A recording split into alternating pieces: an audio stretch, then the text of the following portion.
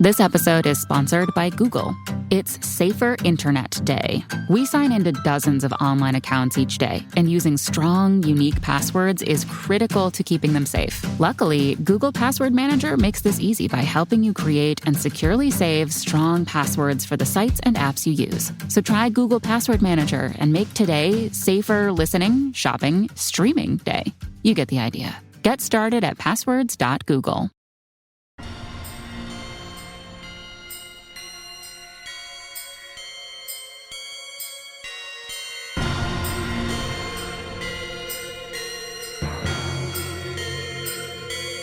BooBaes.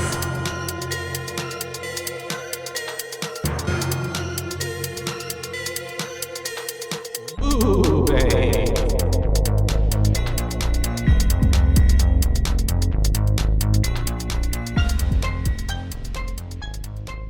Hi, Hello. and welcome to BooBaes. BooBaes. BooBaes. I'm that's Joshua, right. And I'm Caitlin. and we're here to give you a hell of a good time. A hell of a good time. But We're I'm going to sure- raise some hell. We are. We're going to hell. That's right. Today we're going to be talking about Hellraiser, 1987. British supernatural horror film. Directed by Clive Barker and written produced by. Oh yeah, produced by. Based on Barker's 1986 book, The Hellbound Heart. Hellbound Heart, Mm-hmm. which was going to be the original name, but then they said, that sounds a little too lovey-dovey, so Mhm. how about no? But it makes sense because this entire movie is literally The Hellbound Heart. Yes. But the second movie is actually called Hellbound, Yeah. the sequel. Mhm. So I thought it was really funny. I was reading about it, and it said the studio decided the title sounded too much like a romance and asked Clive Barker to change it. Barker offered Sadomasochist from Beyond the Grave. Doesn't cute. quite have as much of a ring to it. Mhm. And then it says, which was rejected for the overtly sexual content. He ultimately opened the floor to the production team to offer up their own suggestions, Mhm. and apparently prompting a 6-year-old female crew member to offer up what a woman will do for a good fuck. A 6-year-old? A 60? Oh, 60. Yes. I thought you said 6-year-old. I was like, damn. What the has a 6-year-old. 6-year-old been through? No. No. First words. Yeah. So all of that. It's 1987, right? We said that. Mhm. It's a pretty cult classic, I would say. I feel like a lot of people nowadays are like, Hellraiser is like one of the like a Freddy, like a Nightmare, like a Jason, like who's the other one? Freddy, Jason, Michael? Michael. I'm like missing someone there. Someone super important. Our favorite one. Mhm. I know, but especially with Pinhead, these are it's kind of just a very staple, and like even if people have never seen Hellraiser, you know what Hellraiser is. Yeah. I feel You've at least seen Pinhead. You've seen the masks during Halloween at like the stores and everything. Yes, exactly. It took 6 hours, roughly 6 hours, to apply all the prosthetic makeup for Wow. Pinhead. I believe it. I Mhm. mean, this whole movie is the special effects, practical effects. The practical effects yeah, are hella good. It's really good, Yeah. for 1987, and them basically just doing everything, themselves. Some of it was pretty gross. It was, yeah. We even start off with it kind of Yeah. in that area. We have Mr. Frank starting us off in the movie. Let me open that. There we go. Because he's buying a box. Yes. And has some very dirty fingernails. Oh God, the fingernails made me want to throw up. I don't know how fingernails can get that dirty. I was like, boy, you need to trim your nails and then also get one of those thingies and clean under them. Mm-hmm. The music here was really good. I thought Mhm. Christopher Young composed it, Yeah. and He's in charge of a lot of music. Yeah, he's done other films such like Sinister, Mm-hmm. Which we Two, covered. I believe, or just Sinister. Mm. I don't know. One of the Sinister, yeah. Yeah. And then also a lot of other films that we've covered. He did The Grudge. Ooh, I didn't know that. Yep. He also did Guillermo del Toro's Cabinet of Curiosities. It just came out. So Got it. that's pretty cool. He's done a lot of big ones, which was fun. And the music I thought was really good. It was like haunting and creepy. Whimsical. Yeah. All at the same time. Because it Yes. is kind of a love story. It you is. know, it, you know, essentially. Yeah. Except Also, for he's a fucking prick. yeah, special effects to Bob Keane as well. Mm-hmm. Or shout out to Bob King, who is the special did the effects, makeup makeup. design, and all that. Yeah, he really stuck his foot in it. Because I mean, like we were just talking about, it's an iconic look. Mm-hmm. So to have done that, I mean, that's a pretty huge deal. That's a legacy. Yep. And so we have Mr. Frank. He's buying a box. What's your pleasure, Mr. Cotton? Mm-hmm, from this undisclosed person that we don't know his name, or their name. But anyways, we end up panning to Frank being in some candles that are set in a square around him. They're all lit. The way he said, "Take it, it's yours." It always was very like cryptic. Yeah, and then it makes me think, because especially how the ending ends here as well, with another person. Yeah, I don't know who that was, but the next victim. Yeah, it was. Also, was that dude a shapeshifter? Was he the dragon? The dragon at the end. The guy who is selling the box, because he could obviously shapeshift into the homeless person. True. So it makes me think that he takes on different forms just to go and retrieve the box and then do it again to someone else. Yeah, possibly. I like that idea. Mm-hmm. I say yes. But yeah, he ends up taking the box. Like you said, he's in the candles. And he's looking pretty fine. Oh yeah, he's got a nice body, got a very pretty face. Yeah, and he ends up. It's basically like a puzzle box, magical puzzle box, and he does just the right little finger movement on it, and it starts opening up, just like pussy. Legs. Yes. Okay. And so we have these little blue lights that come out of the box. It's very. That's the one. That's the one thing that I don't like about the whole movie, as I think it could have done without the little electrical blue. And it wouldn't have. It wouldn't have dated it. As much. That's true. It could have gone away without using anything at all. Yeah, just and have it open. And even the blue lights like creeping in from behind the the wall the holes. I don't know what that is. It's like floorboards, but on the wall. The cracks. Yeah, the cracks in the walls, I guess. Yeah, and that blue light looked really good. Yeah, and it did. It was like, oh, something's here. And then those little things started going around, and I was like, it gave very 80s film. Yeah, it did. And I feel like it also, so I know Cinnabite isn't Cinnabite Crunch? Yes. No, but Cinnabite sounds like something technological to me. Just that idea. Yeah, even the bite part of it. Yeah. I think that's probably what makes me think that. And Make a bite, trilobite. Yeah, and I feel like the little electrical blue light things going, were kind of indicative of that. But again, I do feel like it could have done without that, and then the movie would have, I felt, really stood the test of time because the practical effects were so good. Yeah, and like unsettling at some points where I was like, this is fucking dark, and this looks really nice. Like they did a stand-up job with this, especially with the Frank character after the fact. Yeah, like when he's all over the floor. Oh yeah, God. Yeah. Whenever he started crawling, scary. I was like, oh! It's freaky. I don't like things crawling. Especially when they look gross. Yeah. And they're dragging like their little legs. Don't work. Yeah. Scary. But really fast as well. Yes. So these hooks on chains just come out of nowhere and start latching onto his skin. And I will say the hooks going into the skin looked a little unbelievable. The skin didn't look real. It looked like those things that people use to like do like fake operation stuff on, like latexy rubbery thing. Yeah, like practice tattoos. Yeah. That type of stuff. That fake skin. Yeah, I don't know what else to call it. Which is probably what it was. Or like, have you seen those things that people have nowadays? And it's like, the pimple popper thing is like fake, but that's what it looked like to me. Yeah. But he ends up getting hooked and chained, and we see, these, what we later on figure out are Cinnabites. And we have a few different ones, right? At this point, or is it just Pinhead? I think, for sure we're getting Pinhead. Yeah. I don't remember if the other ones were really there. I thought I saw the girl at first, but maybe not. It could have just been Pinhead. My favorite one is little teeth one. I forget he has a name. It has an actual name, Bitey or something like teeth related, munch related. So clever. And so we have them showing up, and it looked like a Texas Chainsaw Massacre room. It kind of did, yeah. A little bit. I was like, because he puts all the people. My throat is so dry today. I'm so sorry, you guys. He puts. It seems like they have like body parts and stuff that are like all on these. Yeah, chains. you see like an ear. There's like this one weird big column that's spinning around. Yeah, spinning around, and it's got things protruding from it. And there's like an ear hanging from one of the nails. You're just getting a whole bunch of body parts. Yeah. And I love the little puzzle of his face that they put together. That they like pulled all the skin off essentially. Yeah, I was like, ooh, that was good. And also, you want to talk about some gore? Yeah, it was pretty gory. Some fucking blood, it's and pretty you're gross. getting body like, damn.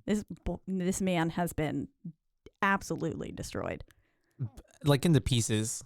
Yeah, literally, like with barely. You can't even tell that this was really a human until you start putting all the because there's no like, here's a leg over here. Like it's like he exploded from the inside out. That's a really good way to put it out. Yeah, that he exploded. Yeah. And at this point, we're like, okay, he's dead. He's dead.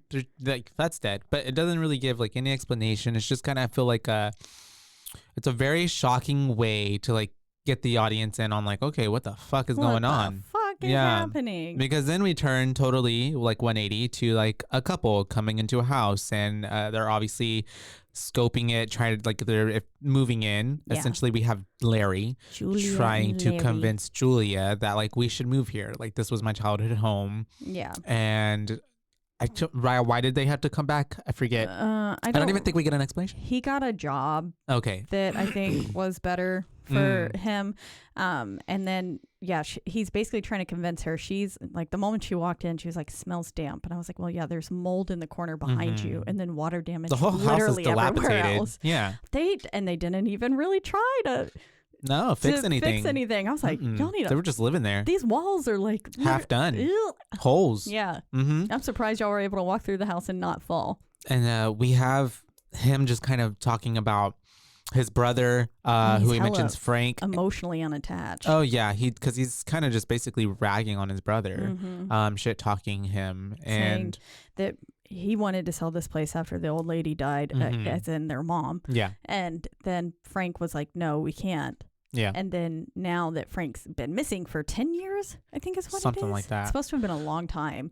Then his explanation was like, I don't know, he's in jail or something somewhere. I don't know. I'm like, okay. I mean, I there are some understand dysfunctional families that have that much just of a no talk, no connection whatsoever. Exactly. Yeah. And he was like willing. He was like, well, we're just gonna get rid of all this shit anyways. And she was like, isn't half of it Frank's? And he was like, I don't give a fuck. Yeah. And he basically was just like, which she's already kind of showing like some interest in Frank in a way that like, or not interest, but like she seems to care about Frank, even though it seems as if she doesn't know who Frank is. Yes. Yeah, that's what she's playing on. Yeah, because the way he's describing Frank to her, it's as if she's never met him. Yeah. Which I was like, did Frank not actually show up to the wedding? Did he just fuck her on her wedding dress and leave? That's what I was wondering. That was savage. He did when he show laid up. her down on Did he not? the wedding dress. Yeah, no, that was savage. But that is weird. It was the night before, at least. It was the night before.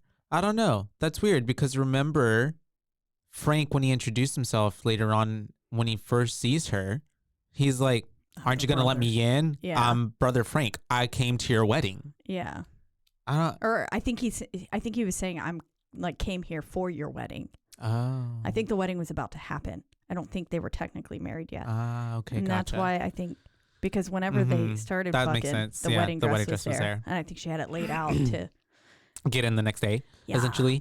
So anyways, we do have them scoping the place out. She's looking around and goes off screen. We do have Larry going into the kitchen, and there's like maggots and flies and roaches because there was like food left out. And it just looks really gross. It's like not even just regular. It's like intentional almost, it seems like, or maybe because there's evil in the house, it's just like it's just super rotted. And there's just maggots and all these roaches. You really and stuff. dislike maggots, right? I don't like maggots. Yeah, I don't know anyone who does. Yeah. But They're gross. Whenever this scene came on, I was like, ooh, Josh must be hating this. Yeah. I mean, because it was nasty. They were just they're like, just, everywhere. It's just, I don't know.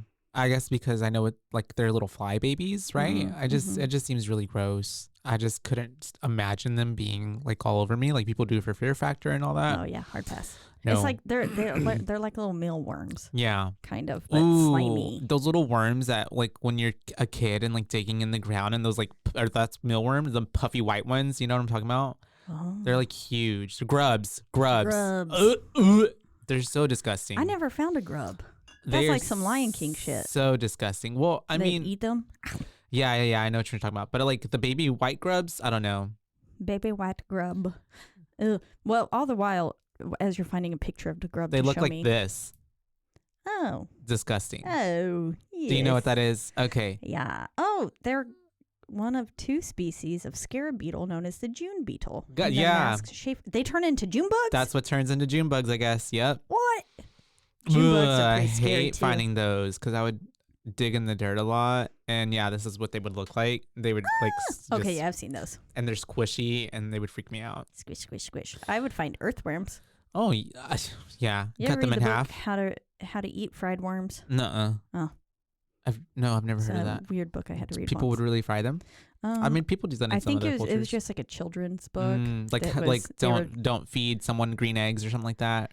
Yeah. Or don't give a moose a cookie. Or mouse a cookie. Yeah, all of those. A moose a muffin. That's what it is. Yeah.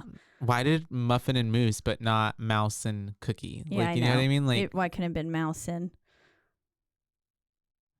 magazines? I don't know. Don't give a mouse a magazine. He will read it all day. And then he'll eat it and make a bed. Don't give a mouse a musical instrument. Boop, boop, boop, toot, toot. But there's a lot of religious iconography throughout the house too, and like a lot of this honestly reminded me of Carrie in some parts because of just like all the weird, like that light up Mother Mary on the mantle. Oh yeah. Like going up the stairs, right? Yeah. Yeah, it all just kind of reminded me of. It gave me Carrie the religious vibes. Stuff that was, and the house itself, like and all then whenever wooden the house stuff. started that's kind of true. I was like, oh, this house is about to get sucked up Carrie style. Yeah, it is. And so we do have what's her name, Julia, upstairs. She ends up finding some stuff. She sees that what's his face, Frank, was essentially squatting. Yeah. But she doesn't think it's, I think she knows that it's Frank, but when she calls Larry up, she's like, was someone squatting? And then I guess he goes out, but that's whenever she like looks at the picture, like she finds a box and she sees that there's pictures in there of Frank with other women like having sex. People. Yeah. And then like some of them are in masks. Yeah. Right? It's very. I thought someone had a mask on. Or maybe it was just super dramatic makeup. I think there wasn't a mask. Oh. But dramatic makeup. It gave like BDSM and like stuff, although his clothes were on. Maybe that's his kink. Yeah. I mean, a lot of BDSM, like if he was like the master kind, could be in a suit. That's true. I'd be down for that. And so that's whenever we do have her stealing the picture of Frank, that just is more of his face and not necessarily the sexual stuff going on. Yeah, so like she's the only being one a little, where he's looking right into the camera. And she's being a little sus right now. She's being a little suspicious, a little bit odd, I would say.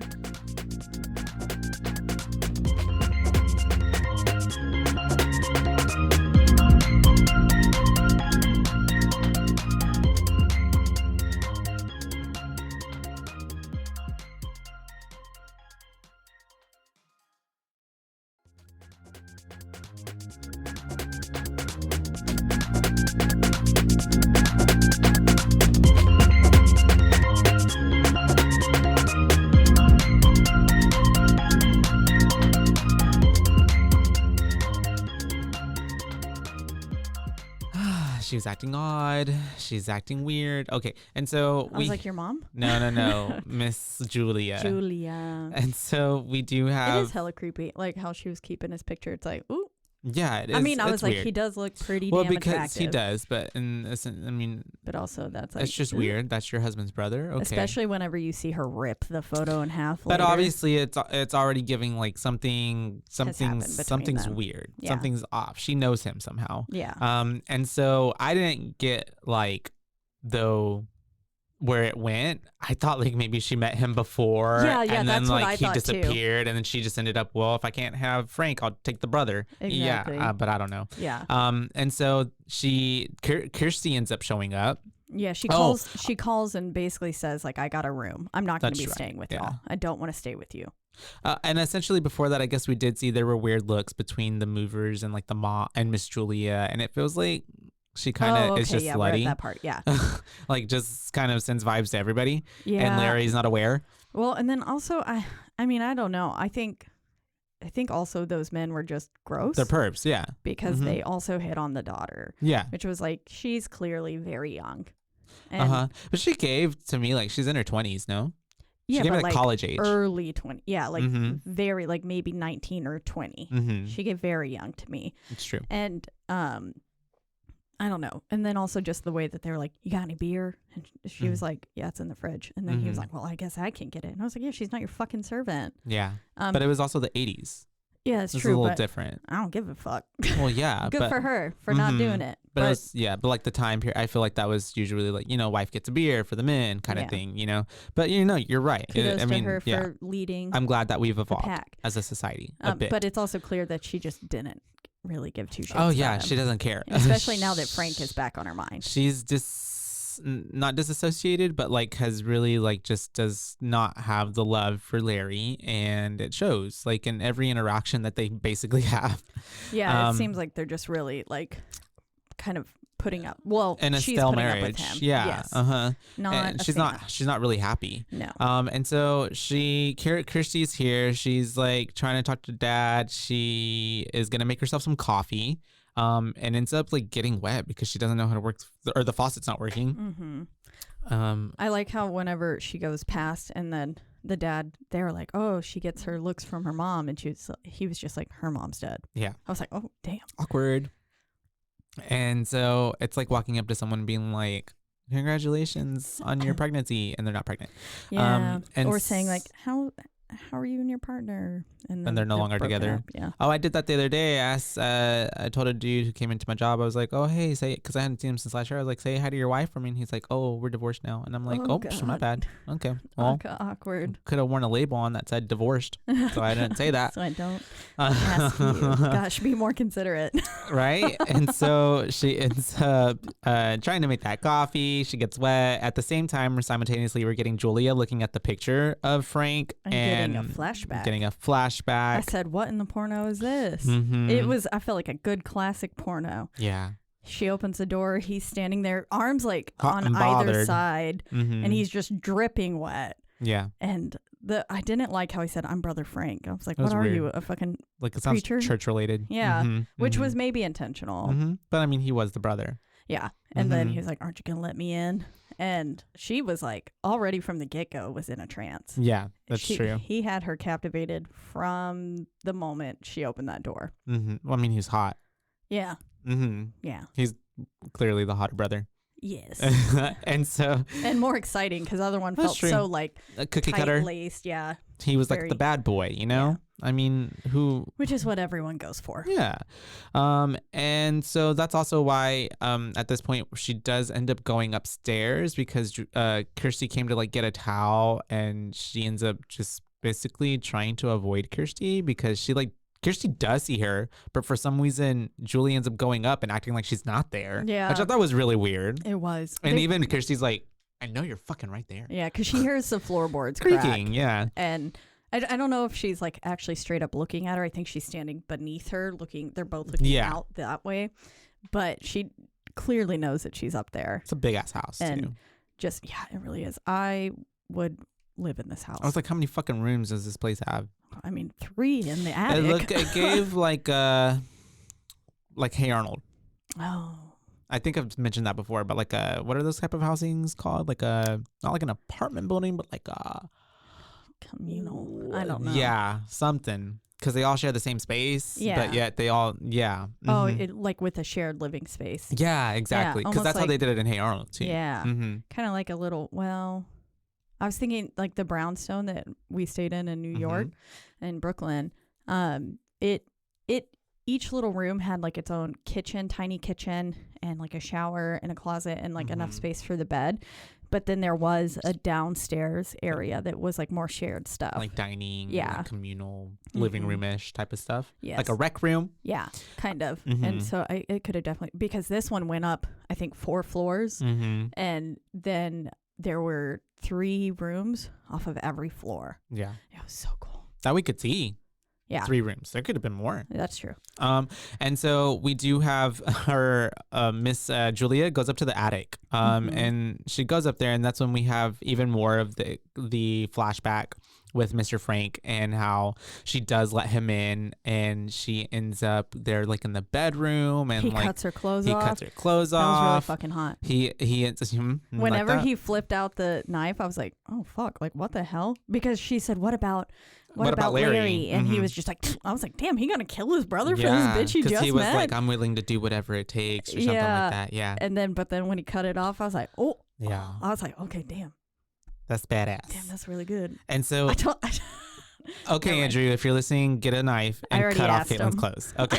And so we then have her go. We see the whole affair happening with Frank. He lays her down on the wedding dress, like we said a while ago, and they end up making love at the same time that Larry's downstairs trying to like push a bed upstairs with the moving guys, and they're like, you push, I pull, and he's making grunting noises, and it's cutting to his wife Julia making grunting noises with Frank, getting fucked by his brother. And then she looks like she's about to get off by memory alone, just standing there she's up in the hot attic. And bothered. She is, and I honestly loved this scene.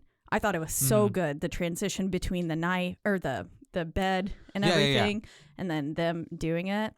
Have I ever seen anything like it ever? No, and it was good. And then whenever, and oh god, in the anticipation of seeing his hand get closer to that nail, I was like, and then it happened. And then he gets his hand sliced, which is pretty deep because, and he does have like I forget what it's called, but a phobia of blood.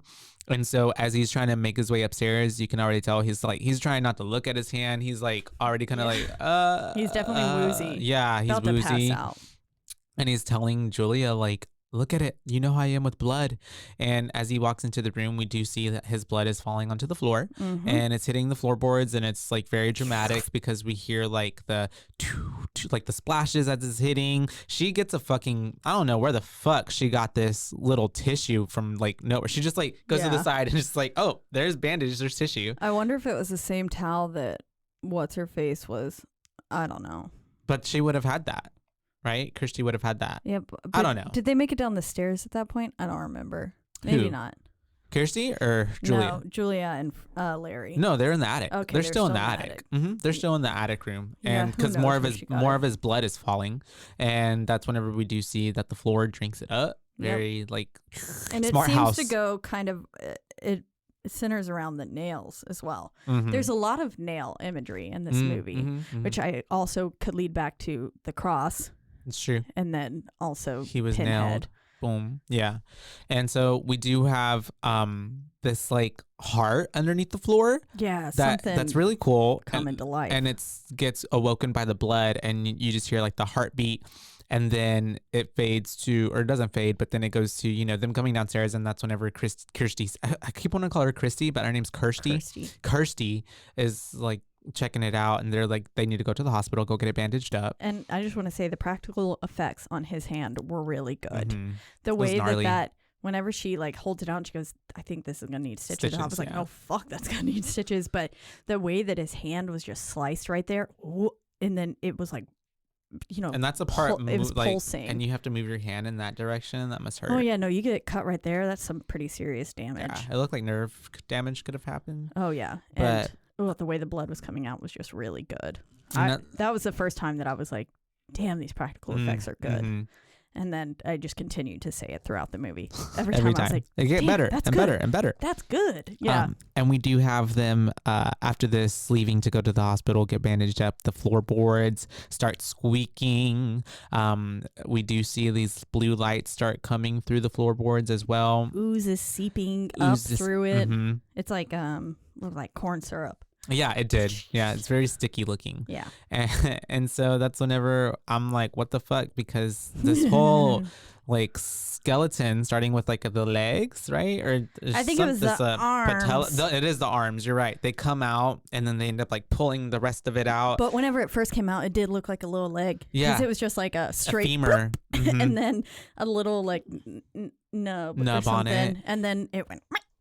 And so we basically see this whole scene of a body reanimating itself, coming back to life, but like just the insides, like the bones, the guts, the brain. The brain. Yeah, we started seeing that. Coming together. And it was really it's cool. really cool. Yeah, it looked like filmed stop in reverse motion or almost as well. Stop animation, like very like cut to the next scene. Yeah. There's a lot of the movie that looks like it could have been also filmed in reverse or stop motion, like with the blood that goes into the IV drip at one point. That's true. And then the flower unraveling and stuff like that. Mm-hmm. That was a really cool transition. Yeah, mm-hmm.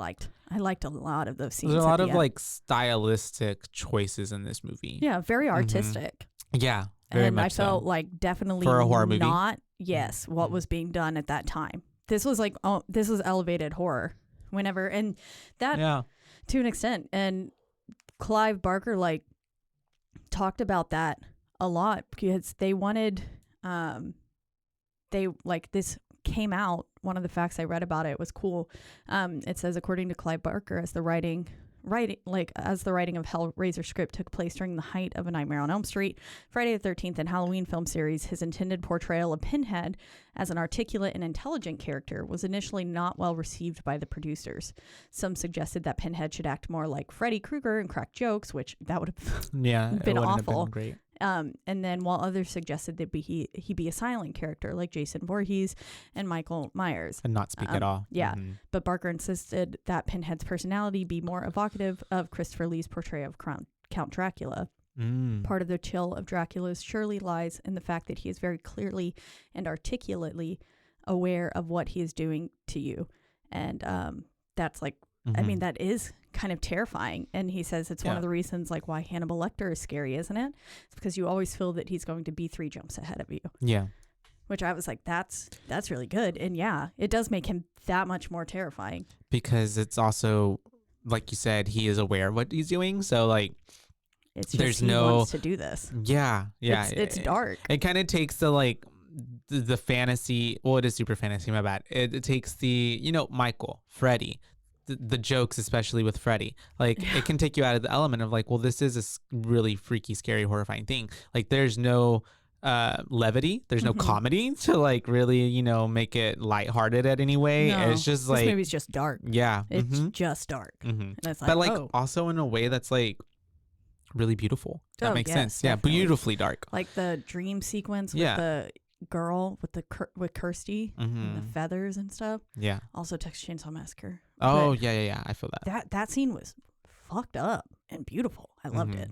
I was a big fan. And cutting after to his recreation, Frank, we do cut to a dinner scene. And it's, Larry and his friends. We do have someone who is Kirsty's age. What's his name, Steve? Or I don't remember. Something like that. All I know is I was like, ew, why did this kid eat that cigarette? And so whenever he like flipped it into his mouth, I was like, yeah. We have him kind of putting on the Mac talk with Miss Kirsty.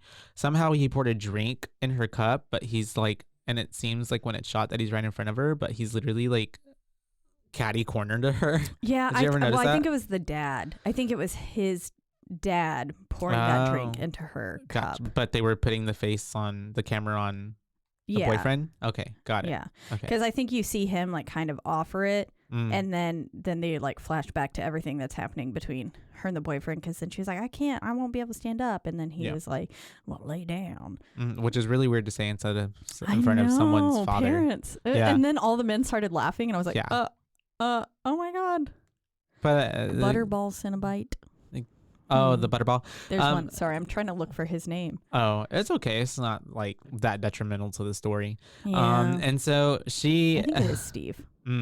Miss, that's what I feel like. I'm recalling Steve for some reason. But this is the picture for Steve.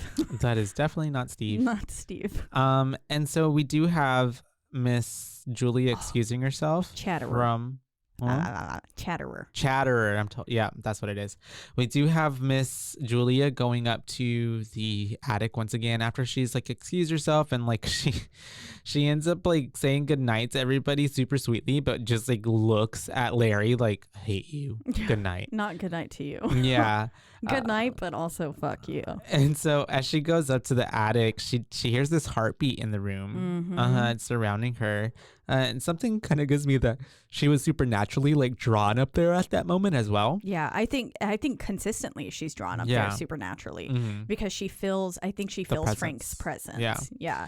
And so she ends up getting spooked by fucking Frank, who just kind of pops out, and he's really gross looking, obviously, because he's like, you know. Yeah, you see some rats eating his gunk, and then you pan over, and his little body's like on the floor, and he's just like, blah, blah, blah, and he's just like, don't look at me. Don't look at me. The way he said that so many times, I was like, yeah, ugh. I'm gonna look, boss. Yeah, and so you can't tell me not to look. Now I'm gonna look. She's just like freaking out because he's just telling her, don't look at me and you're gonna help me, and she's like, who the fuck are you? And he's like, it's Frank. Can't you tell? Brother Frank. And so she is pretty rightfully so terrified. Yeah. It's like a good depiction though of like she's really fucking spooked, but she's also like, oh fuck, this is Frank. Yeah. So she's like entertaining, like not just running away. I know. Essentially, I thought I was like, damn. Yeah. I hope she don't die in this moment. No, I was sitting there. Fuck like, him. Yeah, because later on, whenever he touches her with his really little gross. bloody hand, I was like, and she like kind of puts his finger in. I was like, bitch, this is gross. But I mean, a human with no skin. Yeah. But essentially sex, so you do look at the insides of people. That's true, but yeah, it feels different. It's gross. More gross when it's just like a fleshy. It's basically just Mr. blood. Krabs without a shell. Yeah, just this little like squishy, or like a turtle. You see, he looks very much like those things in a science class that represent like the muscular system in a body. The muscular, and then we get the cardiovascular. Once she's killed one, you see his little blood veins and stuff. And he says his nervous system comes back. Because he's in so much pain. But we do cut back downstairs to Miss Kirsty. Excuse me, sorry. She's drunk and heading upstairs. She's had a little too much. And that's whenever we do have, for some reason, I put Julia is acting suspicious. Yeah, because basically he is saying, like, as she's stumbling upstairs, we flash back to Frank saying, the blood brought me this far. You have to heal me.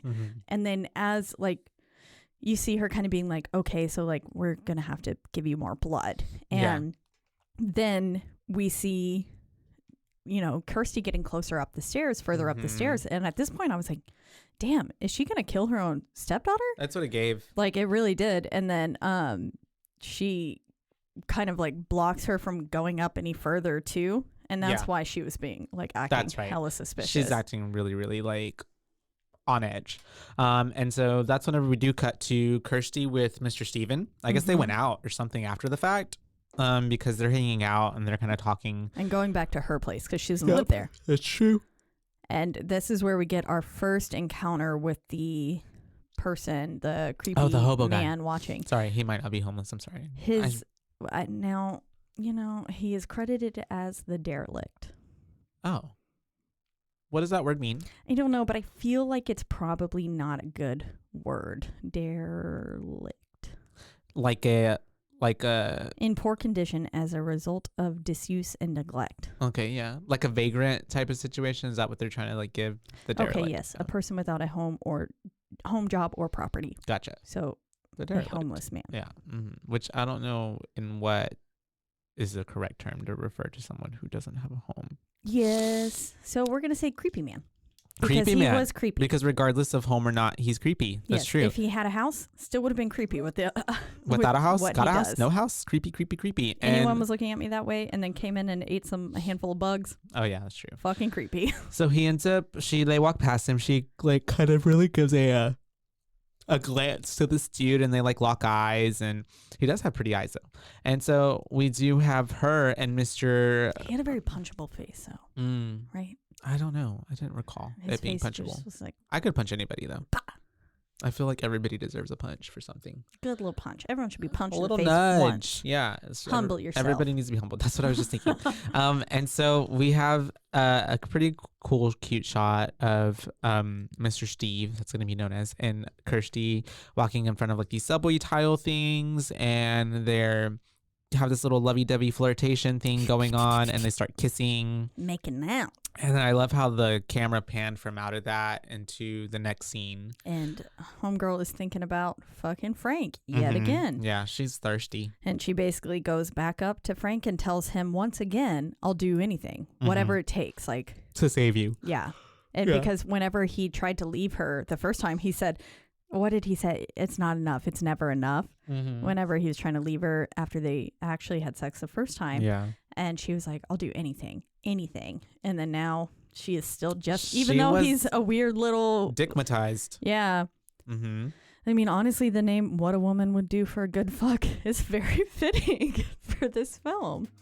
Because, yes.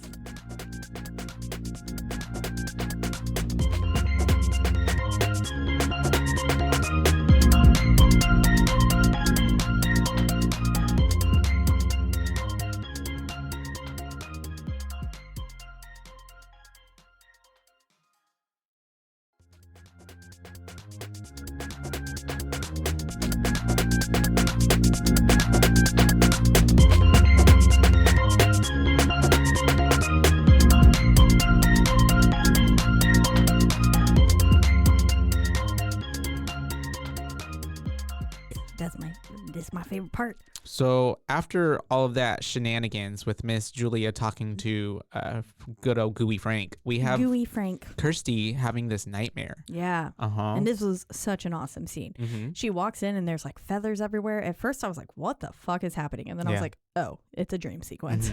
Okay. Chicken feathers all around her. Yes. Again, reminded me of Chicken Room and Texas Chainsaw Massacre. But feathers everywhere, blood, like all of a sudden we're looking at this body that's been shrouded, got like a blanket over it, and you hear a baby crying all the while too. So I was wondering then if her mother died during childbirth.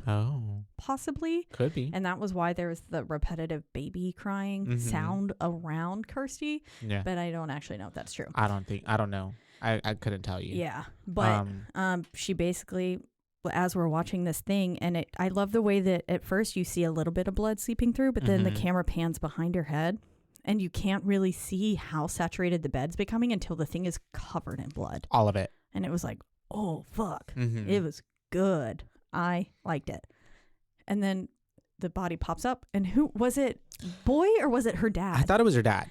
Okay. I thought it was the boy at first, and then I was like, oh, wait, no. I think it's the dad. But it was that like bloody because and he mutilated woke that you up. can't see. Yeah. That you can't really tell. But yeah. I was like, it's definitely a it male. Could be both. But yeah, because then he woke up, and so I was like, did Steve also had a bad dream? Like, maybe. Or I wonder maybe if they were having a shared dream. It could have been. Or he's just woke up and just saw that she was having a really bad dream. Because she's obviously having a fit in bed. She's like, flailing and, oh my God, oh no. And he wakes her up and she's like in sweats, and then she ends up calling her dad. God knows, like, what, it's 3 a.m. The way that whenever she was just looking, like her eyes were focusing on boy Steve, the way that she just goes, Daddy. I was like, damn, is she calling him Daddy? And then I was like, oh no, she's gonna go call her dad. But then at that point, because you didn't think that was her dad on the dream, like, I already knew, like, she woke up, like, she's worried about her dad. Yeah. Something's happening to her dad. Yeah. Yeah. And I think because at that point, too, maybe she's getting this other sense of, like, dad's going to get hurt in that house. You know? Something's wrong with Julia. She clearly doesn't. She can feel that the bad Julia presence. doesn't like. Yeah. And maybe it gives that her dad. It gives that her and Julia never even got along. Yeah. Throughout the whole movie, And so we do have her calling dad, and dad's just like, I'm okay. I'm fine. Like, don't worry about me. And we do have the mom it's just Frank upstairs, and he's all slimy. Yeah, Frank's like kind of moving from the attic. He's looking down as like Larry comes back up from answering the phone and he's just saying it's just Kirsty, like she had a bad dream and stuff. And then she was like, okay, but Frank's just like kind of watching over and he's them. like, Kirsty. Yeah. Which was creepy. And so that's whenever we do have Miss Julia at a bar. And she's giving her, throughout the whole movie too, by the way, Julia's outfits, she's eating. She had like really nice, like 80s businesswoman. 80s, like, style. Power woman. There was outfits. one point in the film where I was like, I feel like she's attractive, but the 80s also weren't doing her many favors. That I could see that. With her hair and makeup. The hair, the makeup. Because her body was snatched. Body was fine as fuck. Yeah. I was like, okay, I get it now. Why these people are like, she's hot. Because with her face, I was like, there's just too much. Well, and she it. never, yeah, sure. Yeah. And I feel like with a more relaxed hairstyle, she could have been much prettier. She did have very like strong features. Very much so. And like, I guess what you just said, and the way that she acted throughout the whole movie, it just gave very like bitch vibes, resting bitch face at all times. And I don't want to be that person that's like smile, but like, I mean, like, if there was some other levity to her, she could have maybe, her beauty could have been showcased better. I feel like, she was always just like in a very disdained mood. And the only time that we truly ever did see her look like almost like enjoying herself, she was moaning and having sex with Frank. Yeah, and whenever she opened the door to Frank, she looked giddy and very childlike in nature, like a schoolgirl crush. Yes, in that moment, and then every other time it's bitter. Which is very bitter. Not a good look for anybody. Yeah. You look like you're constipated. Yeah. And Smells so bad. she ends up meeting this guy at the bar. He's really ugly. He's really ugly. He gives her a little pickup line, and then she takes him home. And I kept like, ugh. Ew, the whole time because he was saying the cringiest things. Like don't tell me you fucking changed your mind. I was like, bitch. Yeah. And then I was like, this motherfucker deserves to die. Kill him. This is before the Me Too movement. And so, but like men are always assholes. Men still do this to this day, Caitlin. I know. Men don't take no for an answer. I was thinking about that as I was driving home because I feel like I just had like a playlist going and an artist came on who I'm pretty sure had some sort of scandal and allegations and stuff against him. And then I was like, ew. I was like, ew, people still do this. Not me jamming to the song, knowing you're Oh, I changed it. Whatever it is, but and so she ends up bringing him upstairs, of course, because that's where Frank is. And before they can like get to it, well, I mean, it seems like foreplay because she's like making him take off his clothes. He's like, you do the same. And that's whenever Frank pops out and he freaks out and he's like by the door, right? Or that is a different guy. Yes, that's a different guy. My bad. But she does hit him in the head with a hammer. Yes. And then hits him again in the jaw and like makes his mouth be like blah blah. Yeah. And he's dead before he ever sees Frank. That's true. He's already on the ground, and he looks pretty bad. The special effects are pretty cool. Practical effects. I really liked him there. They're practical, not special. My bad. And I'm not even a fan of people getting hit in the head, but I loved that it did not give me a close-up look of the hammer hitting his head, but then afterwards the way his jaw was just like open, gross, and awesome. They did a great job with it. And Frank comes out and he's like, dinner time, and he's like, don't look at me once again. He drinks him like a little wait, no, that's later. It's the second guy that he drinks like a little straw. And so because this one we don't necessarily see because she goes out of the room. He's doing his thing. And that's whenever we do have... I called him Little Frank. Little Frank, aw. Little Frank crawling over. Little baby has his first steps. Because remember... Oh, that's true, because he was all like... the way he moves. And so after that, she goes back in, and the body's like basically a prune. Like, you know, it's all up. And it has been sucked dry. Yeah, and so she ends up... Looks like some beef jerky. Been sitting there, but also bloodied. And it's so crazy because at the same time that she's trying to like clean up, Larry's getting home, and so she just essentially moves one body to another room, which I'm like, what? That makes no sense. So she just moves it to like the room across the way. I was just like, damn girl, what do you plan to do with that? Like, she was like, I'll get it later. I was like, she's like that. In her bra, her like doesn't have her top in her on. Negligee. Yeah, and this is where she goes back in. And the first time that he was like, Frank was like, because he's slightly more formed now, and he's able to fully like stand up. And he's like, come here, damn you, I want to touch you. And he says, come to daddy. And he grabs her boob Yeah. with his hand. I was like, ew. And she ends up getting out, and she is trying to like slip away from Larry because he's going up the house. He hears her obviously, and so he's trying to find her. She goes into this restroom, and she's just trying to clean herself up, but it also kind of seems like she's just kind of got a thrill out of the murder in a way. Like she got off on it somehow and getting off on Frank. And she's like, my boobie just grabbed by him. And so she ends up, telling Larry through the door, the restroom. She's like, I'm feeling sick. And I love how she's like, aw, babe. And he's, trying to be nice. Can I do anything for you? And she's just like, no. Brandy would help. Yeah. And I was like, I don't think Brandy's going to help with you feeling sick. Yeah. But okay. And then she...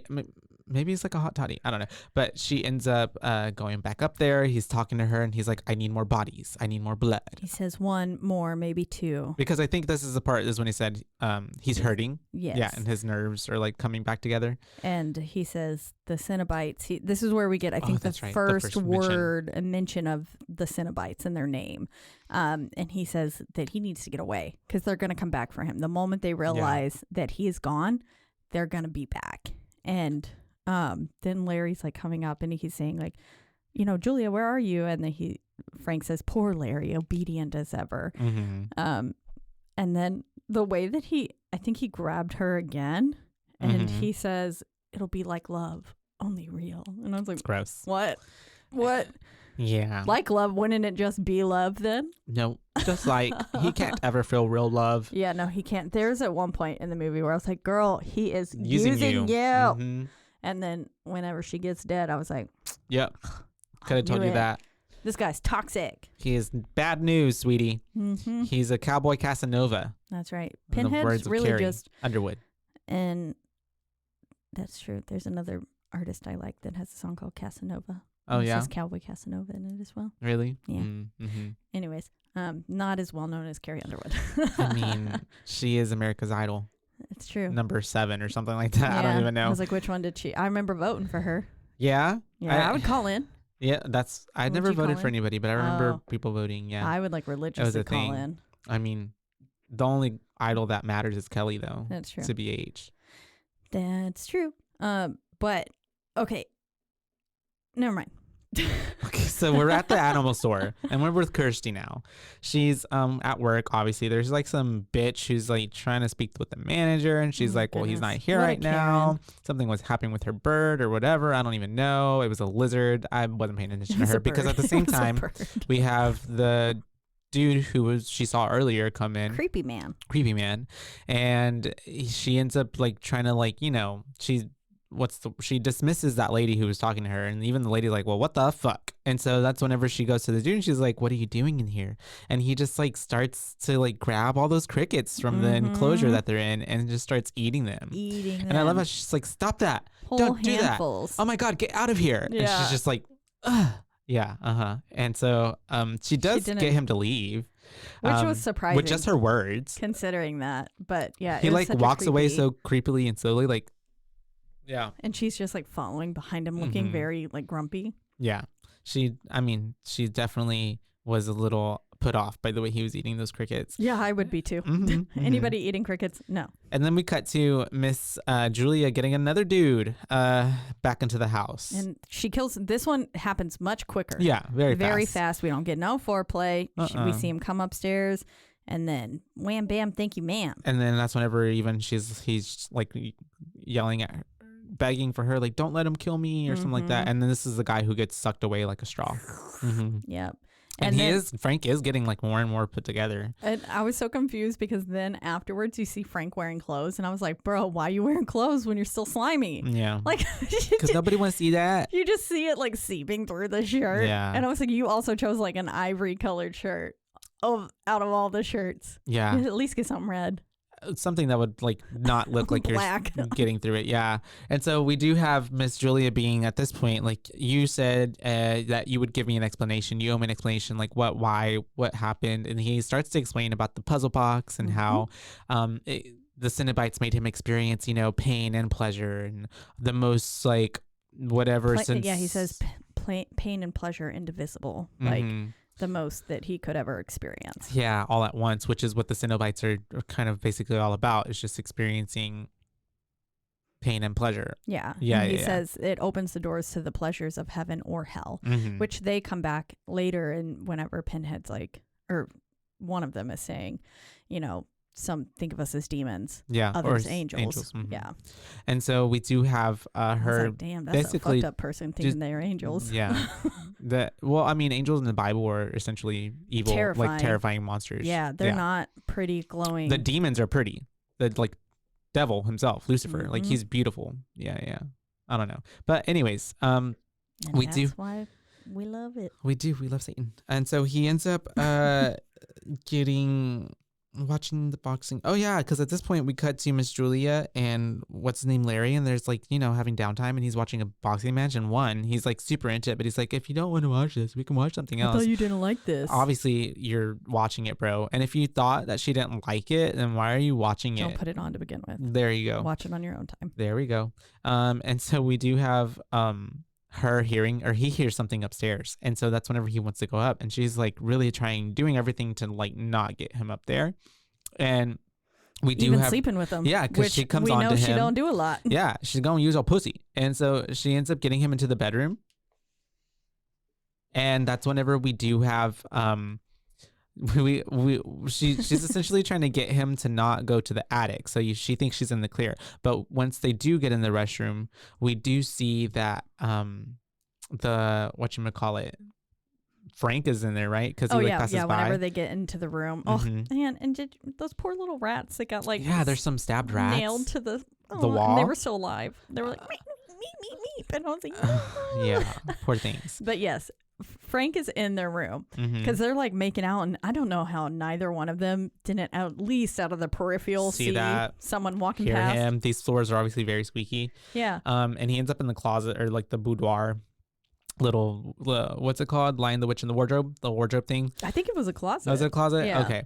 And it so had those slatted doors. you're right. You're very right. closety. And so they do very Michael Myers when she's in the closet. Mhm. And so we do have them like kissing and stuff. He's like all over her, and then we have Frank coming, and he's got that knife that he had from the flashback, and he has a rat in one hand, Oh, and this she's scene.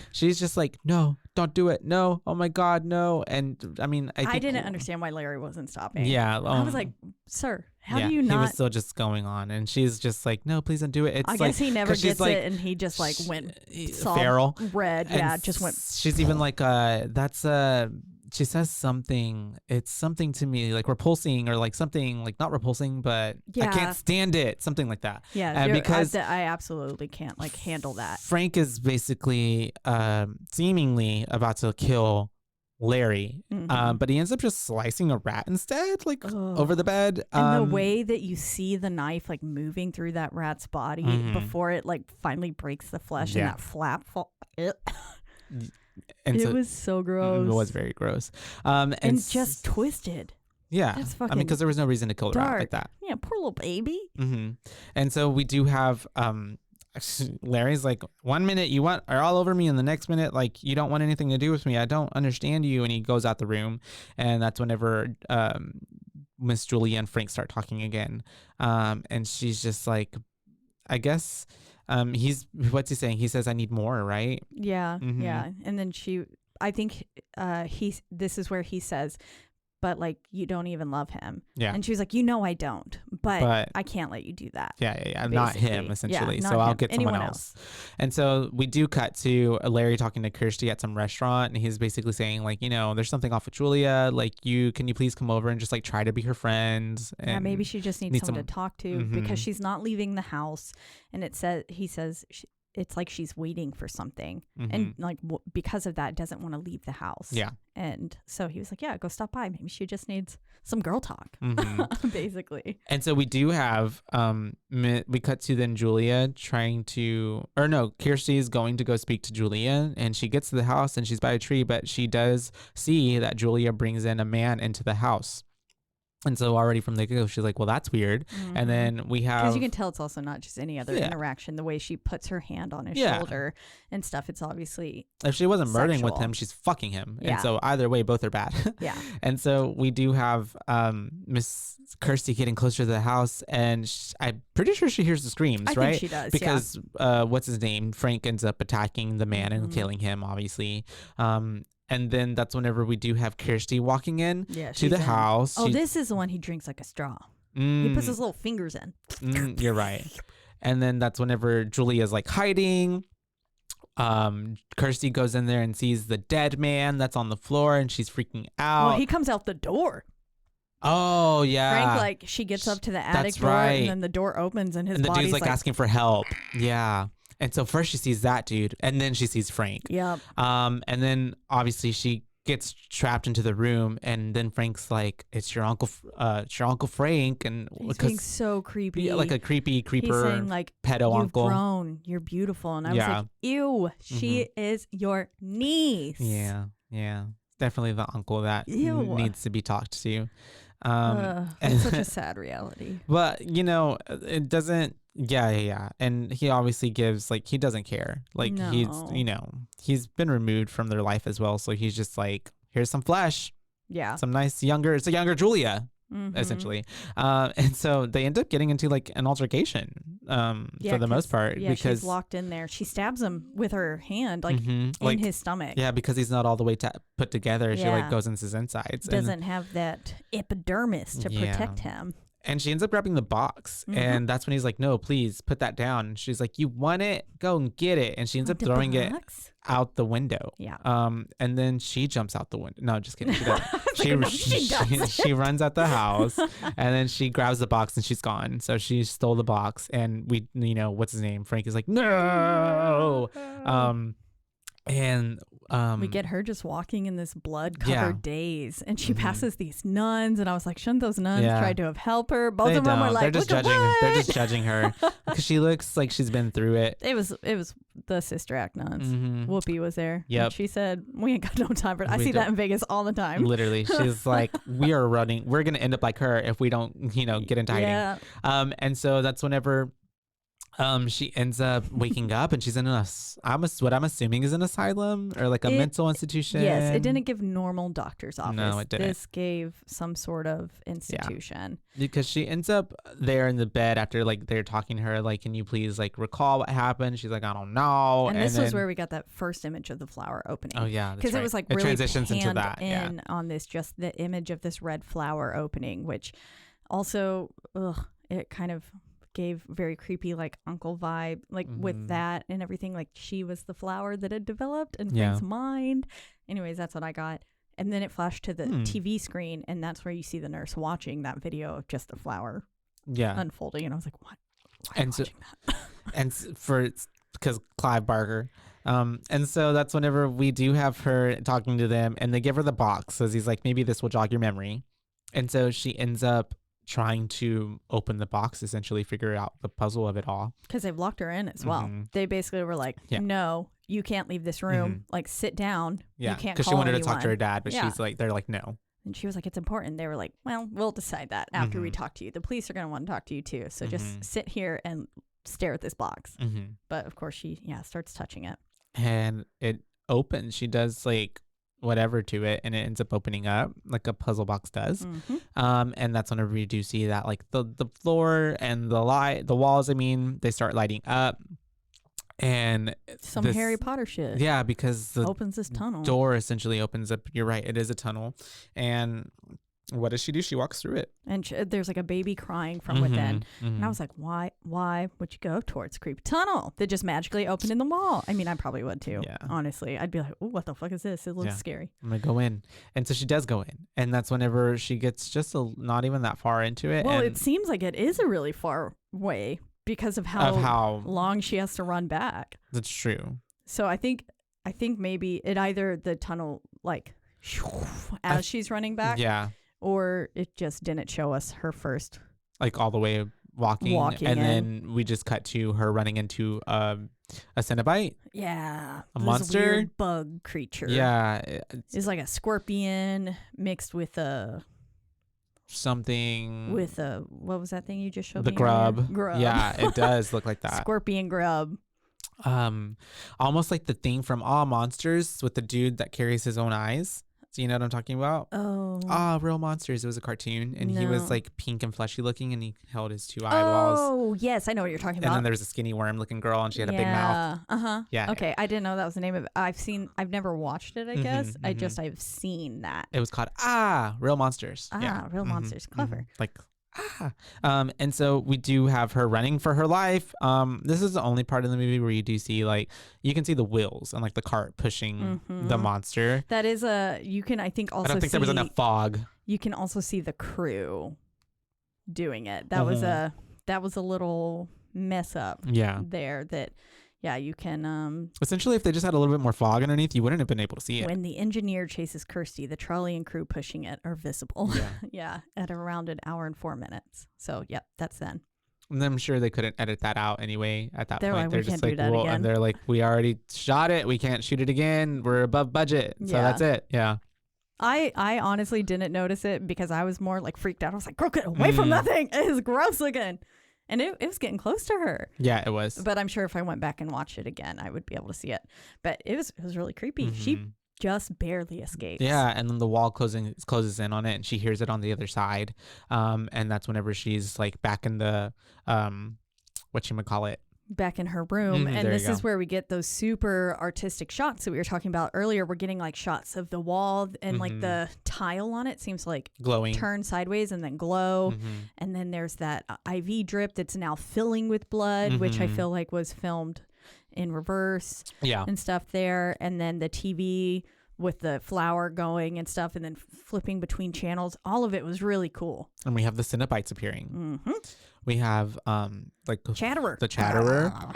He comes up close to her on the wall, and he's like all up in her, shoving his fingers up in her mouth. Fingies in her mouth. There's a lot of fingers and mouth in this movie. Yes. And we have the lady Cenobite as well. I don't know if that's the one with the neck hole open. Yeah. She got thyroid surgery. That's what it gives. Or like, she had too many cigarettes. Yeah. And never mind. I'm sorry, I almost laughed.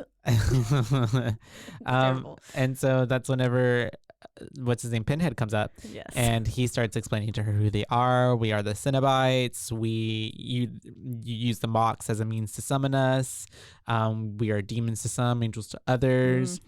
We bring pleasure and pain, all these things. It's a very serious spiel.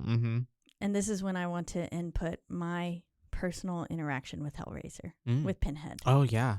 So, because this is, I think, our first like major scene with Pinhead, and we're getting like an idea of who they are, who the Cenobites are, and who Pinhead is. So, long before I ever saw Hellraiser for the like one time that I had, because honestly, going back into watching this again, it felt like a new time. A new movie. Yeah. It's kind of same for me. It has just been so long, and I haven't seen the remake. So I am excited completely different to watch that. Yeah. But the first time I ever encountered Pinhead, I was a very young child going through a haunted house, as I apparently did a lot, because my mom took us through, and it was myself and my 2 younger brothers. And so they had to be little, right? Yeah, we were very young. And we were getting into this. She's pushing a stroller through the fucking haunted house. That'd be funny. Okay. She should have had us on those little child leashes, though, honestly.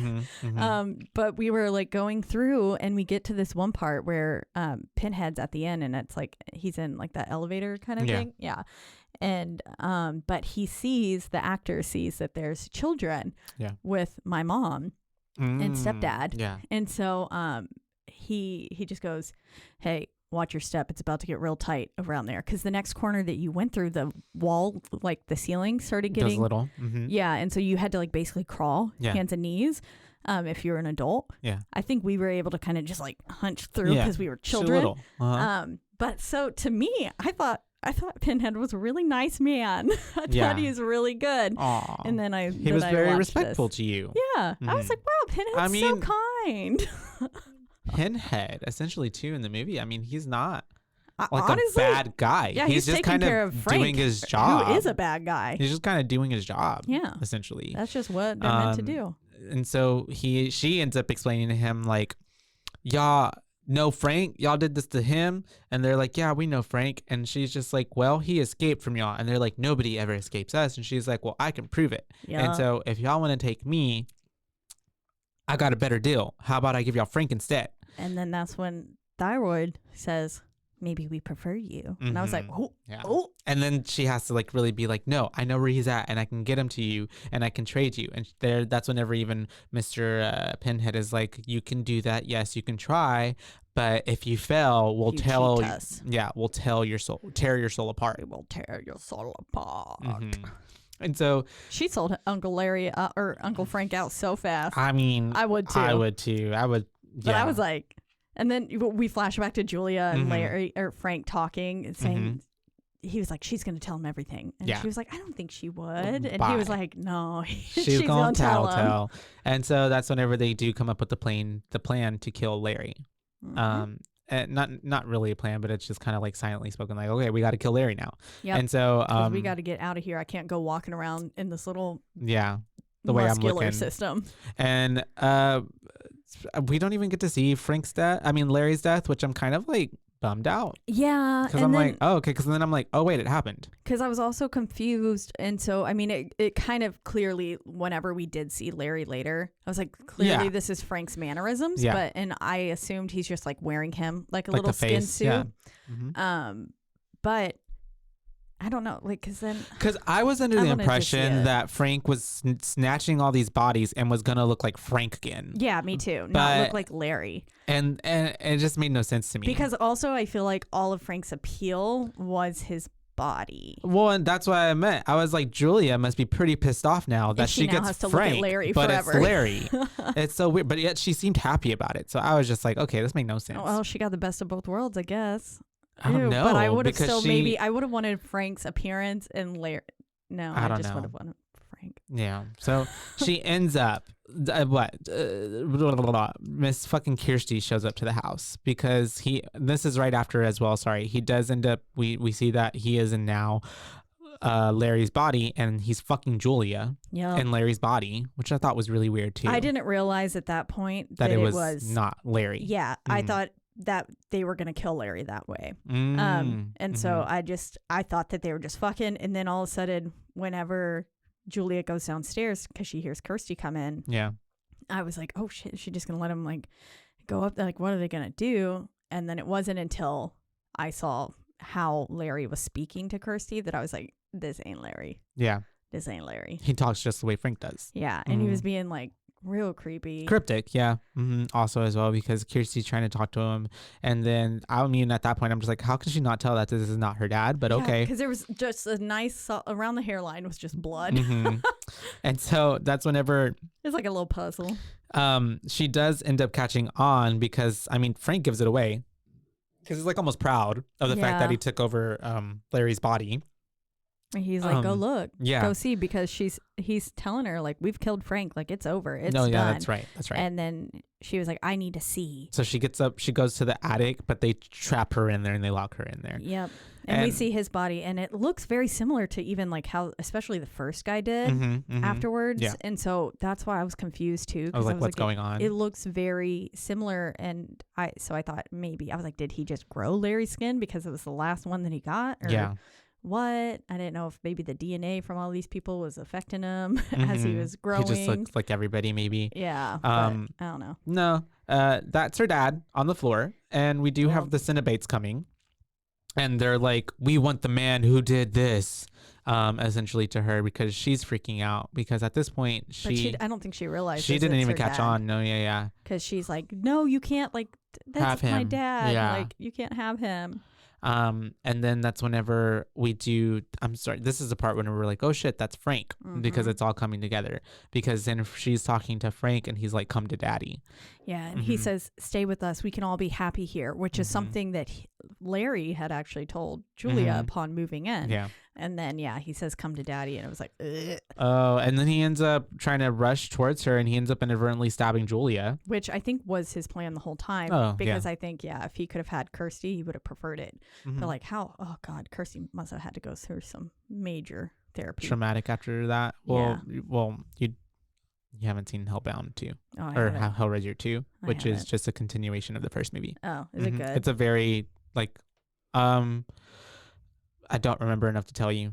It's been that long, so I couldn't tell you. But apparently, people think it's really good. Okay.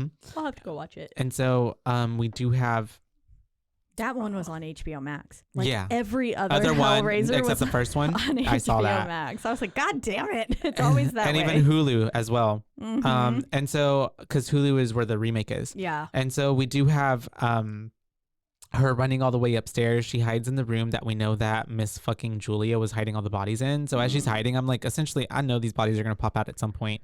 And we do have Frank coming in and he's looking for her. And Wait, before that, whenever she opens that closet and Jesus falls out, oh yeah, both Andrew and I jumped. Oh, did y'all? You're like, oh fuck, and then he was Jump like, scare. Jesus, literally. And so she's there. She's trying to hide. She's like behind all this shit. And I also don't know how Frank didn't hear, but she's in there and she accidentally like has this body fall kind of close to her, and it's very like obviously, deteriorating, has maggots up in it. Yeah, and she somehow manages to not scream. I would not have been able to. And also, sorry, before she like even ran upstairs, she tore that hole in his face. Oh yeah. And then I was wondering like why his face wasn't healing after he drained Julia, but that's what I thought so too. I literally thought that too. I was like, it should have healed. Yeah, but then I wonder, I guess if he's just wearing someone else's skin. It's not actually his. Yeah. That's but then true. I wonder like how much closer he got to being Frank underneath it. I don't know. Underneath it all. What a good song. And so we do have like Frank not hearing her make that body move, which I'm like, okay, how? But he ends up leaving the room. But she then immediately gets up like a fucking idiot. And I was like, walks girl, out. do not what? And he ends up catching her. I think, are they back in the attic? Yeah, right? he pulls her back into the attic, and then he says, your dear Uncle Frank is here. And then I was like, yeah, and so are the Cenobites. And then he tries to like kill Kirsty with that knife yet again. But they end up hooking him. Yep. They hook him and stop him, and they are just pulling his skin apart. Everything, yeah. And this scene, awesome. Whenever he was sitting there and just like with 5 hooks in his face. And this next part was actually, I guess, the only part of the movie that was rewritten. Also the 1-2 words that he says, they were ad-libbed. They were. Oh yeah. The script was actually supposed to say "fuck you," but they changed it to be "Jesus wept." Oh, did they? Yeah, that's what I read, but that could also be wrong. I was told that it was that I'm gonna have to cuss out Robert. Robert told me that the actor improvised that, but I'll tell him that he was wrong. Andrew Robinson convinced Clive Barker to replace the scripted line "fuck you" with the line actually shot "Jesus wept." Oh well, that's the actor. Yeah. Okay, yeah. So then, I guess he did. Yeah. It was ad-libbed. Yeah. Okay. Like he was like, instead of "fuck you," yeah. Which Jesus also, wept. I get that there was like religious iconography throughout the movie, but also I was just like, that doesn't make sense. But okay. No, I felt like it was more like shock value. Yeah, it was a little weird. Yeah. But it looked really cool. And the way he was licking his lips too, which was like, ew, it's like he's getting pleasure out and of then this. they end up like just as soon as she closes the door just enough for us to see that he like gets ripped apart to shreds essentially.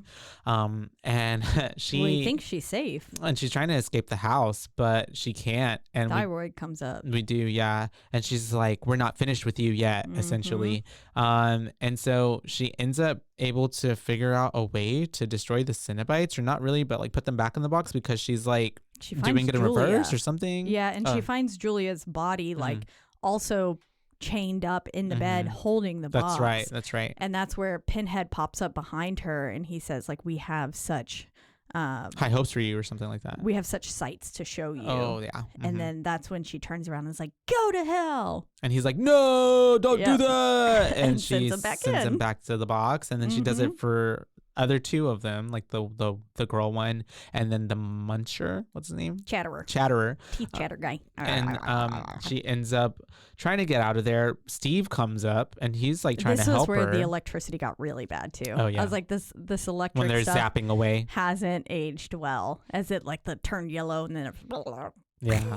And Steve comes in there to try to get her, but he's doesn't really do. He almost dies by Yeah, Jabba the Hutt. Yeah, but before that even happens, it's funny because Jabba the Hutt gets like squished by I guess all the, debris of the Rubble. falling house, which I'm like, that's the only one that you don't have to put back. I guess Yeah, I don't know. I was a little confused by that. Also, this felt very like Pokemon. Gotta catch them all. Yeah, just put him She's into the catching them Pokeball. in their Pokeball. And they end up, like you said, this is very Carrie style. They make it out, and the whole house is just like going, it's falling in on itself. Oh, wait, before she has, Mm-hmm. as they go to try to open that door, the bug demon thing, Yeah. Grub, comes back in. That's not Jabba. Jabba was Oh, the other yeah, one yeah. You're with right. the You're right. sunglasses. Yeah, you're right. Uh-huh. But it comes back in, and it honestly just looks like she's having a slapping fight. Yeah. Mm-hmm. With That's it pretty comical. for the longest time, and then you're just getting these like really intense shot of her eyes. And I think it even slapped Steve at one point. Yeah. Yeah. And then she finally is like able to send it back, but it just was for the longest time. Like if you would have taken away all the other sound around it, I felt like it would have just sounded like. Yeah, it's very much like those music videos that they take away the music and then you hear like the person's shoes squeaking and like, oh yeah, dance break. Oh yeah, I did that. Oh, I look so hot. And so they end up making it out. The whole house is burning down. It's like somehow in little piles separated.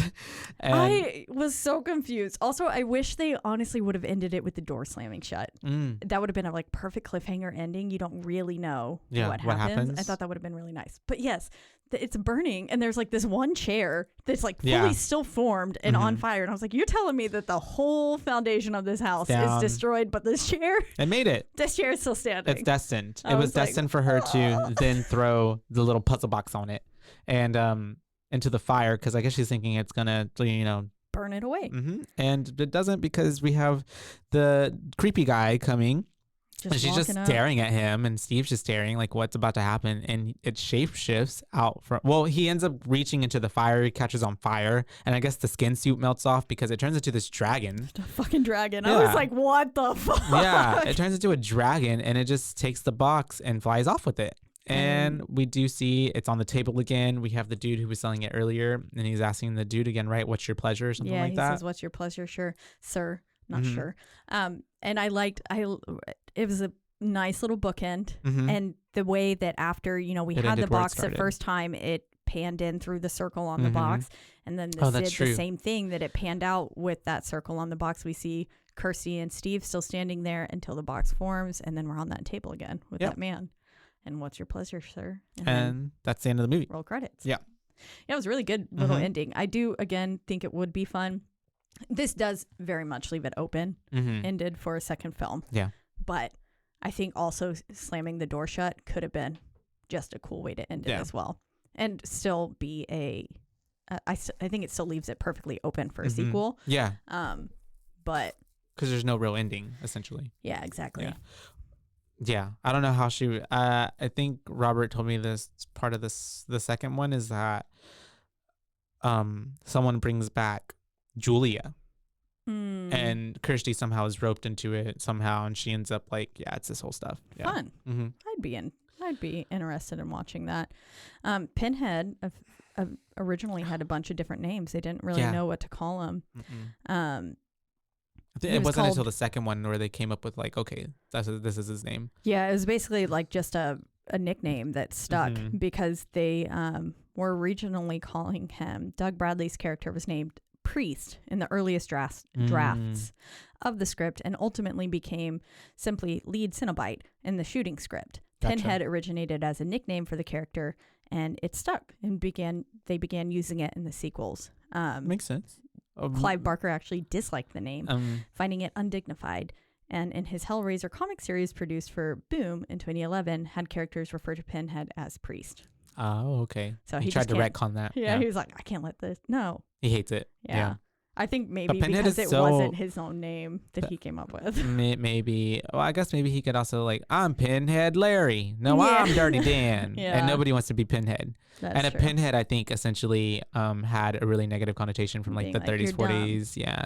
And like American Horror Story Freak Show. Like there was an actual like, I don't know how, but people were having deformities back in the day. Mm. That I don't know if it was inbreeding or just like maybe not enough oxygen during childbirth, but they would have like pinheads. Like a cone. Yeah, like a cone head. Oh. And that's why they're called pinheads. Yeah. So it's a little derogatory, I feel like too.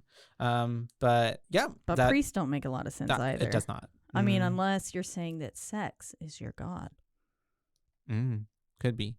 And they are your angels. I don't know. But I would give it, if we're going into the booze. Yeah. 3.5. 3.5. A middle of the road 3.5 for me. Why is that? I thought, I'll give it a 4 solely because for its time the practical effects were really good. Yeah. That was the best part of this whole movie. I was shocked. Was the practical effects and it. how really cool and gory and creepy things looked. Honestly, the storyline, I didn't remember the storyline being this, which was essentially just two lovers and trying to, him trying to get back to life. I just for some reason didn't remember it that way. Even though I remembered kind of the characters of, Yeah. But Memories it was are unreliable. it was so interesting to watch, honestly. It had a cool story. I honestly think too, it was a drama. That's what I'm it was literally a drama. Yeah. Kept you involved. Mm-hmm. It was also just dark as fuck. Yeah, a lot of murder, a lot of death, lots of gore, and Larry really got the shit into the stick. Because I feel like he was really trying to be yeah, he was a caring spouse. Nice guys finish last. Yeah. And yeah, if anything, it's just more so for the effects, and for Pinhead himself, the movie will get a 4 from me. But storyline, everything else, I feel like 3.5, if that makes sense. Yeah. I'm still a 4. I think I really liked the storyline, actually. I mean, my other favorite genre of films is rom-coms. So I'm a little sucker for the love stories. I guess maybe because I just couldn't care for Julia or Frank that much. It was just not, I don't know. But I mean, I clearly, between them, I still was just okay. I mean, she was a pretty shitty person. And then he was obviously trash. Yeah. But they were made for each other. Yeah. And so, I mean, I don't know. It was still kind of oh, this is interesting. And that she's willing to do all this. Yeah. It's almost like how Science, we were this is a drama and there just happens to be aliens. It's this is a drama and there just happens to be these Cenobites. Yes. Yeah. And just fuck ton of gore. That I feel could just be, I mean, this, if there was ever a classification of gore, this is it. Other than Saw. Because it was really fucking bloody. I actually was pleasantly surprised. I didn't I didn't remember thinking I was going to like it this much. But all the shots and how well everything aged was just really incredible to me. Other than, the electricity, lightning things. Those really, really didn't. It was very much like Freddy, and whenever he just kind of glitches right before dying or whatever. It gave before, that. Yeah. And but that was still even done better. It really was just not that good. Yeah, that was everything else so top. It made because the film I think it was made with $1 million and it made 14 million in the box office, but I think it made 20, something like that. It made a lot. It didn't look cheap, and those lights make it look cheap. Yes, and it was almost like they knew how to do practical effects, but not special effects. Whoever the practical effect guy, makeup guy, did a fantastic job, and then they just hired some subpar technical and special effect dude. I can see that, yeah, or lady, I don't know. But it just seemed like this was on just another level, and then this was just down here. But overall, I mean, I thought it was an hour 30 minutes, 33 minutes. It was really easy to get through. It was, the scenes alone were just really cool, artistic. I liked it. Some really cool transitions. Yeah, really cool transitions. Very it's almost like an art house horror film. Yes, exactly. And then it also, I mean, the acting on some levels wasn't my favorite, but it also wasn't terrible in the slightest. Yeah. So, I mean, overall, I think I would give it a 4. A solid 4. 4 boos. From me. You heard that. So it's a solid 4 from the BooBaes overall. Also, I didn't know what the term Cenobite meant. I didn't know it has a meaning. Yes. It is a real word that means a member of a communal religious order. Oh. So I guess that's also why some more religious stuff comes into play. And why his name was supposed to be priest. Yes. And the Hellbound Heart specifies that they are members of the Order of the Gash. And the text also refers to them as hierophants. I have no clue what that word means. Sycophants, but hierophants. Have never heard of it. I want to look up on the web. It is. A hierophant is a person who brings religious congregants into the presence of that which is deemed holy. As such, I hope this is the correct way to say it. Hierophant is an interpreter of sacred mysteries and arcane principles. The word comes from ancient Greece, where it was constructed from the combination of these Greek letters that I cannot tell you because I don't know Greek. That's wild. But yes, so interesting. So it seems the book has a much more religious taking than maybe we realized just from watching it. And I feel like maybe they could have fleshed that out a teeny bit better than in the movie to really make that point clear. Unless you're like going in knowing the word Cenobite, which I didn't. Yeah, no, I didn't either. And I'm like, who would really? Yeah. It's odd, unless you're like a religious text It went major. from a book to movie really fast because like the book came out, The Hellbound Heart came out in 86. They were really and the movie a fan came out of in doing 87. That. You know, Exorcist was a quick turnaround. That's true. Well, I mean, even to this day, I guess that makes sense. Yeah. Movies be turning into books all the time. Or books turn into movies, my bad. Yeah. But sometimes I feel like it takes a long time for certain books where I'm like, this should really be a book, yeah. Like Twilight. How long did that take? I don't know. I was in the 6th grade when I started reading some of those, and those films didn't come out until we were in high school.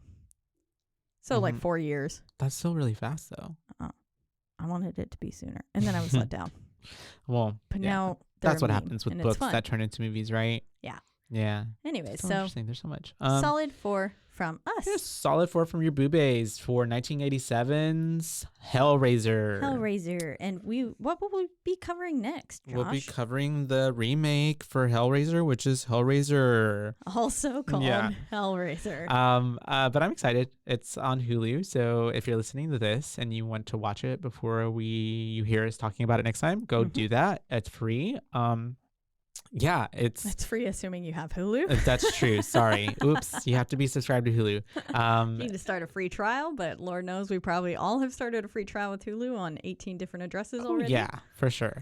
And so, super excited. It's you've already seen it. I've right? already seen it. Okay. So and you're going in dry. Yeah. Yeah. So you got one lubed up, one dry. So we'll give you a pretty good, decent review of what happens. Yeah, that. Dry fucking is never good. No.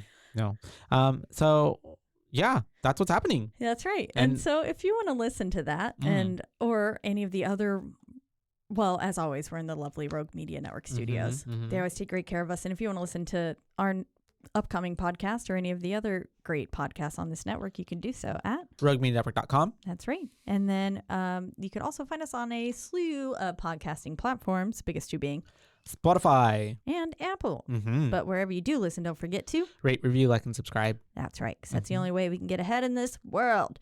And then if you want to let us know your thoughts on Pinhead, if you had a nice Pinhead experience, if you had a really scary Pinhead experience. If you are Pinhead. Please let us know. DM us. Yeah. On our only social media platform, that is Instagram at BooBaes Podcasts. And that's BOOBAES, because they're your BooBaes, not your BooBabes. That's right. And I love how that's such a flex for us. Like our only social media. What is a flex. It a flex? No, it's like, because it's so funny that it's like, that is our flex though. You can only find us in one spot. Yeah, one spot. We're elusive. It's confusing. No, people do get on Facebook still. Not us though. Facebook runs the world. Yeah. Facebook owns Instagram. That's true. Yeah. Meta. So it all works. Yeah. It's all the same. But anyways, I think, is that all we have for today? I think it is. It is. So until next time. Bye, bays. Bye, bays.